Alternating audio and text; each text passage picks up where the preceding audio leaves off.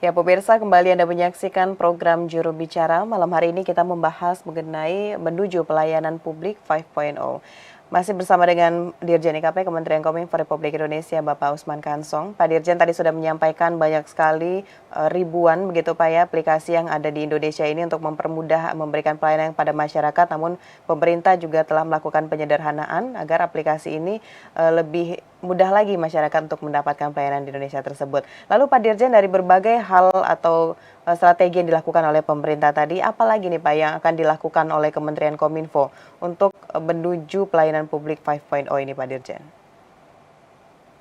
Iya, dalam Perpres itu Kominfo mempunyai tugas antara lain menyiapkan aplikasi, infrastruktur aplikasi yang prioritas tadi super apps ada 9 itu, dan tugas lainnya adalah menyiapkan portal nasional. Ya, portal nasional ini mock-up-nya sudah siap dan di rapat pimpinan Kominfo 2 pekan lalu itu sudah dipresentasikan mock-up-nya dan ada sejumlah masukan, ya misalnya coba dibuat lebih elegan, lebih ringan lagi, jangan terlalu banyak gambar misalnya, ya dicontohkan portal-portal nasional negara lain itu lebih simpel dia, sehingga masyarakat bila mendownload, katakanlah begitu, itu tidak butuh data yang banyak, tidak butuh waktu yang terlalu lama misalnya, sehingga dibuat lebih simpel begitu. Itu masukan di internal Kominfo. Ya. Ya, kemudian juga ya kita juga harus menyiapkan sumber daya manusianya ya untuk mengelola portal itu nantinya. Ya, kemudian juga kita menyiapkan standar dan prosedur mengenai pembangunan dan pengembangan aplikasi sistem pemerintahan berbasis elektronik atau SPB prioritas tadi itu. Jadi kita harus buatkan standar, buatkan prosedur ya supaya kita punya acuan bersama, supaya kita punya satu standar yang sama. Ya, terkait dengan penyederhanaan aplikasi dan juga peningkatan sumber daya manusia yang nanti akan mengelola hal tersebut, tentu di sini juga kita ingin tahu Pak Ya. Dirjen sejauh ini bagaimana keterlibatan atau progres yang dilakukan oleh Pusat Data Nasional Pak Dirjen.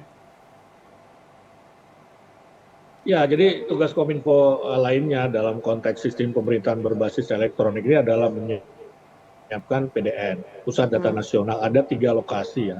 Lokasinya itu ada di Bekasi. Nah, di Bekasi ini sudah on progress. Kita berharap September tahun ini itu sudah siap dipakai.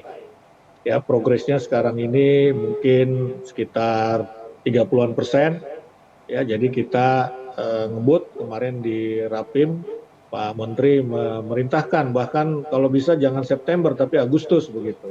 Sudah bisa dipakai ya, sudah siap. Nah, sementara yang di Batam ini dalam proses open bidding, dalam proses tender ya dengan beberapa penyedia teknologi.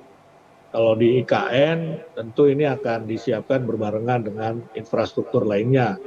Ya, karena kita misalnya harus menyiapkan ducting yang terintegrasi dan ini harus bicara, harus diskusi dan harus punya kesamaan visi dengan PUPR misalnya. Kan tidak mungkin lagi nanti di IKN itu masih ada kabel bergelantungan di tiang-tiang telepon misalnya seperti itu, jadi harus terintegrasi ya di bawah tanah, tidak terlihat dan tidak mungkin kita gali lubang dan tutup lubang gitu kan. Nah, jadi semua sudah kita siapkan ya, blueprintnya untuk yang di KN sudah ada ya, sementara yang di Batam itu dalam proses open bidding ataupun tender, dan yang di Cikarang inilah yang kita harapkan bulan Agustus atau September sudah siap. Nah, PDN ini akan berguna untuk menyimpan seluruh data yang dimiliki oleh pemerintah pusat, pemerintah daerah, kementerian, lembaga, ini akan tersimpan, terintegrasi di dalam satu pusat data atau pusat data nasional, sehingga bila kita memerlukan data, kita tinggal memanggilnya saja, kira-kira seperti itu ya.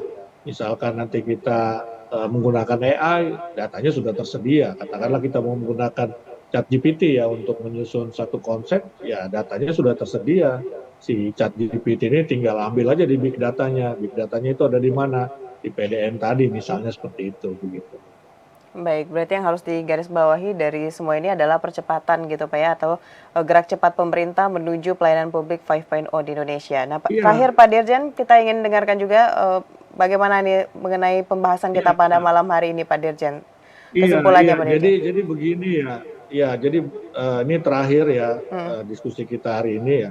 Goptek ini sebuah keniscayaan seperti Anda sampaikan, Mona.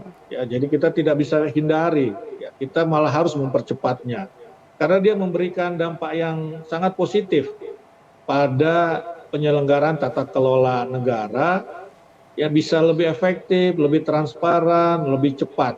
Tujuannya apa sih? Untuk melayani publik begitu loh. Lebih simpel, lebih sederhana dalam melayani publik, lebih cepat, lebih murah juga begitu. Iya. Pemanfaatan teknologi ini dalam pemerintahan akan membawa manfaat yang sangat besar lagi, sangat besar sekali begitu ya. Misalnya tadi penghematan biaya, penghematan waktu, peningkatan pelayanan, pengambilan keputusan berbasis data begitu kan.